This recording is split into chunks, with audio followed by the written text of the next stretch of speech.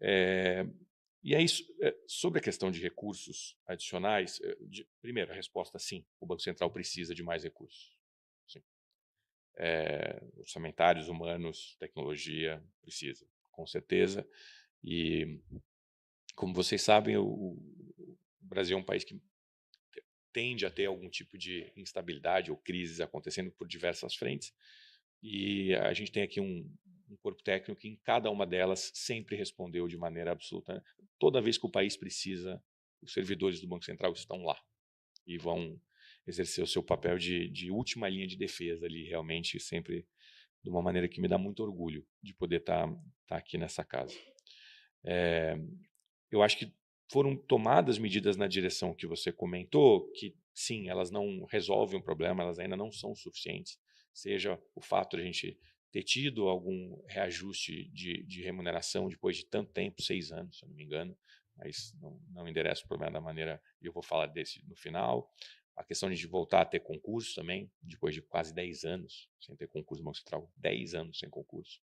A gente voltar a ter aumento de orçamento. Vocês viram lá que o orçamento do Banco Central não foi bloqueado junto com o da educação, a prioridade que está sendo dado para o tema.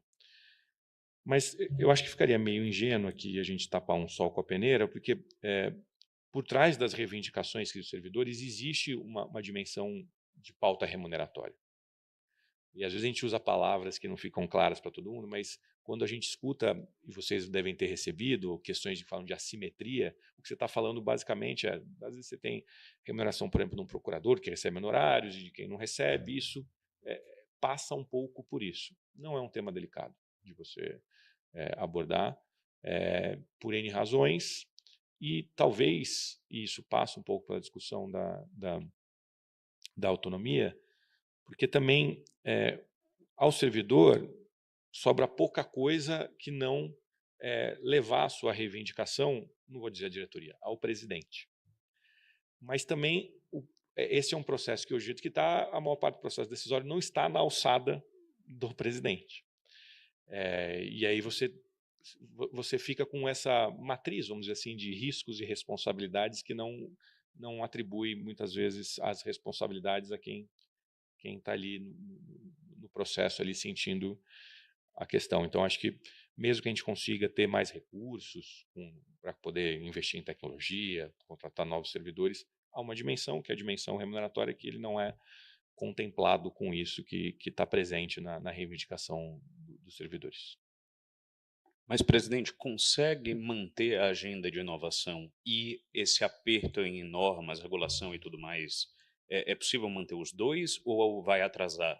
Não, eu acho que assim, é uma situação que, como eu tenho repetido, no caso de Banco Central, você não pode deixar chegar na situação. Assim, eu tenho convicção que a gente vai estar sempre priorizando o que é absolutamente necessário e o Banco Central está lá sempre para atender. Mas faz muito tempo que a gente está pedindo isso dos servidores do Banco Central. Eu não posso exigir, como eu exijo hoje, que se trabalhe de final de semana, de madrugada, que esteja disponível o tempo todo e que você não tenha um regime adequado para que as pessoas possam desempenhar a sua função, seja do ponto de vista remuneratório, seja do ponto de vista do seu regime de trabalho. Então, a resposta para você assim esse é um tema que a gente precisa encarar de maneira urgente, porque mesmo que você falar, vou poder contratar mais gente, vou colocar mais recursos, isso não vai responder imediatamente. E eu preciso dessas pessoas que estão aqui para poder treinar quem está chegando, para poder responder, para poder estar trabalhando aqui na sede do Banco Central. Então, acho que tudo isso é muito importante.